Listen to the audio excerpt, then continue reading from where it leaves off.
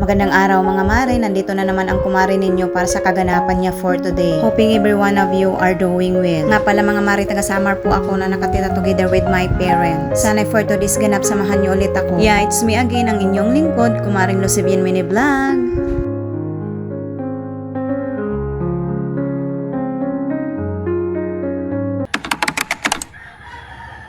Umagang kay raming gagawin for today's ganap ang kumare ninyo. Pero thankful dahil ginising tayo ni Lord. Thank you Lord sa magandang umaga. Dito mga mare, ako'y magluluto para sa mga estudyante na papasok sa school. Simpleng pang umagahan lang naman, itlog at kaunting hipon ang lulutuin ko. Ang ganap ko to di mga mare ay isang ina at tita. Yes mga mare, dahil nandito nga rin ang mga pamangkin ko sa bahay dahil dito nga sila nag-aaral sa bayan namin. At kami po ni mother ang nag-aasikaso para sa kanila. At feeling ko nga mga mare, para bang marami akong anak na aasikasuhin araw-araw. Na mayroon akong panganay, pangatlo, pangalawa at may bunsong anak. Huy, wag ganon. Para sa akin ang hirap pag maraming anak. Ano na lang kaya ang ipapakain ko pag nagkaganoon? Diyos me. I'm happy at kontento na po ako sa isa, pero if God's will nabigyan pa ako ng isa pang anak, ay lubos ko itong tatanggapin at magpapasalamat. Kasi naman mga mare, sa edad kong ito natatakot na akong magbuntis. Dahil check back to zero yan siya kapag umiri kong if ever man. Hoy! Anyway mga mare, salita naman kami ni mother o kaya nagtutulungan kami pagdating sa pag-aasikaso sa kanila. Dahil hindi ko naman kaya kapag ako lang mag-isa, lalo na kapag nagpapasaway. Dahil double kill yun sa akin, char. O siya nga pala mga mare, heto nagluluto na nga ako ng itlog dahil ito lang naman ang madaling lutuin kapag umaga at kapag may pasok ang mga estudyante.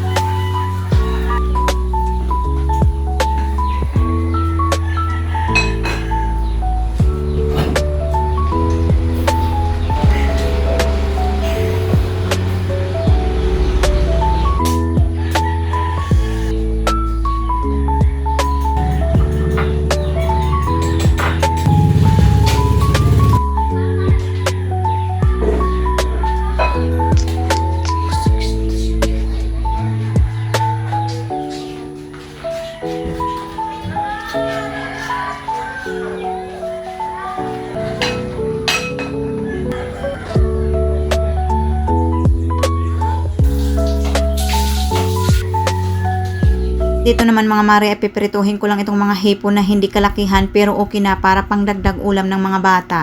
Itong hipon pala ay kasama sa ibinigay ng kapatid ko na isda. Mamaya ipapakita ko yung ibinigay ng kapatid ko na isda at mayroon nga rin itong alimasag. Sa ngayon ay tatapusin ko na muna itong ginagawa ko para makakain na itong mga estudyante at hindi mali. Dahil tapos na nga sila magsipaliguan, kaya hinihintay na lang nila ako matapos itong niluluto ko at para makakain na rin sila. Dahil luto na nga ito at ihanda ko na ito sa mesa. Itong batang maliit na kailangang mauna kumain dahil matagal po iyan matapos. Kahit siya pa ang nauuna kumain, siya pa rin ang nahuhuli sa mesa. Kaya palagi kami niyan maingay para sabihan siya na bilisan na niya kumain dahil malilit na siya. Minsan pa nga yung mga pinsan niya nagsasabi na kung sino daw ang mahuli kumain ay siya ang maghuhugas ng mga pinagkainan. Relate much ako niyan mga mare dahil ganun rin kami dati ng mga kapatid ko. Lalo na kapag tinatamad maghugas ng mga pinagkainan ay tsak bibilisan ang pagkain para mauna matapos at para ligtas sa mga hugasin. Kaya yung batang maliit binibilisan na lang niyang kumain. Kahit alam naman ng mga pinsan niya na hindi pa naman siya pwedeng o hindi pa niya kaya maghugas ng mga pinagkainan. Ganda basag-basag na lang siguro ang mga baso at plato pag siya ang maghugas. O siya nga po pala mga mare, kain po tayo. Sumabay na nga rin ako kumain dahil yung batang maliit hahatid ko pa sa school. Maglalakad nga lang kami mga mare papunta doon. Fast forward mga mare, nakabalik na nga ako dito sa bahay matapos ko ihatid ang pamangkin ko. Dito naman ako magpapakabisi sa kusina namin. Oo mga mare, dahil marami nga akong linisin, hugasin at ligpitin. Ganun naman talaga tayo kapag isa ka ng ina, lahat ng gawaing bahay sa'yo na nakasalalay. Hugot yarn. Tapos ko na nga malinisan ang lamesa na iniwan ko lang na maraming kanin sa ibabaw. Pati na rin dito sa bar counter. Dahil nagmamadali na nga kami kanina at baka mali. Si mother naman na busy sa kanyang mga pananim. Matagal kasi yun siya doon matatapos. Marami kasi siyang pananim na pichay. At hindi na para hintayin o iasa itong mga gawaing bahay. Dahil ayoko rin naman na siya pa ang maglilinis dito sa kusina dahil alam ko naman na sobrang pagod na yun kapag matapos na siya doon. At sa kakaya ko naman, easy lang yan sa akin kapag mga gawaing bahay. Kung napapagod, pahinga na muna. Saka itutuloy kapag nakapahinga na at nakapag-ipon na ng lakas. Ano yun? Magkakami-hami wib na nag-ipon ng lakas? Ang hindi ko lang naman kaya gawin yung ginagawa niya sa pag-aalaga ng mga pananim niya. Ang hirap pala maging isang magsasaka. Kaya kapag wala naman akong ginagawa, tinutulungan ko talaga siya. Ang pagdidilig nga lang ng mga pananim niya. At siya naman ang tagahabo. Hindi ko alam mga mare kung ano ang Tagalog sa sinabi ko. Basta yun na yun. Mayroon namang Google. Search nyo na lang. Peace be with you. Ito na nga pala mga mare ang sinasabi kong bigay ng kapatid ko na libreng ulam na isda na may kasamang alimasag at hipon. At yun ang prinito ko kanina para iulam ng mga bata. Salamat! Dahil nakalibre na rin kami ng ulam at hindi na rin kami bibili dahil wala naman talaga kami pambili. At buti na lang nakapalaot siya kagabi at nakalibre kami ng ulam for today. Salamat sa biyaya Lord at salamat na rin sa kapatid ko. Siya nga po pala mga mare, siya yung ama ng isa kong pamangkin na nandito sa amin. At hindi rin naman araw-araw nagpapalaot siya kaya hindi rin araw-araw nakakalibre kami lalo na kapag wala siyang huli kahit nagpapalaot siya. At ito mga mare, patapos na rin tayo sa aking sandamakmak na mga hugasin. At syempre pagpupunasan na rin dito, alangan naman hindi. Dahil mabasa, syempre naghugas nga ako. At mayroon ring dumi-dumi galing sa mga pinaghuhugasan ko.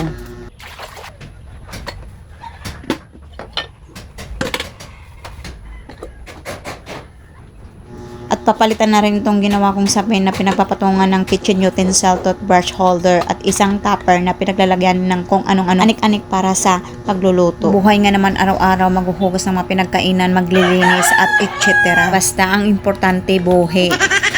May makakain sa isang araw 3 bisis para may lakas sa gagawing trabaho araw-araw. At thank you Lord sa araw-araw na buhay at gabay sa aking buong pamilya. Tapos na nga ako dito sa paglilinis sa lababo. Dito na mga mare ang after ng aking paglilinis dito sa maliit naming lababo. Kung magulo or hindi malinis sa paningin nyo, hindi ko na po iyon problema. Baka ho may problema lang ang inyong mga mata. Huy, chares! But anyways mga mare, kidding aside, nakita nyo naman naglinis talaga ang kumare ninyo. Sana'y ma-appreciate nyo naman mga mare. Siyempre para sa akin mga mare ay malinis na po iyon. For the walis na nga ang kumare ninyo sa sahig na sobrang dumi. Naghalo ang alikabok at may kaunting kanin dahil ang mga bata hindi naman maiwasan habang kumakain ay may nahuhulog na kanin. Yung bang parang bungi na kumakain. At for the pagpag na rin lang muna ang kumare ninyo sa sopa na bagong palit pa lang naman ang cover.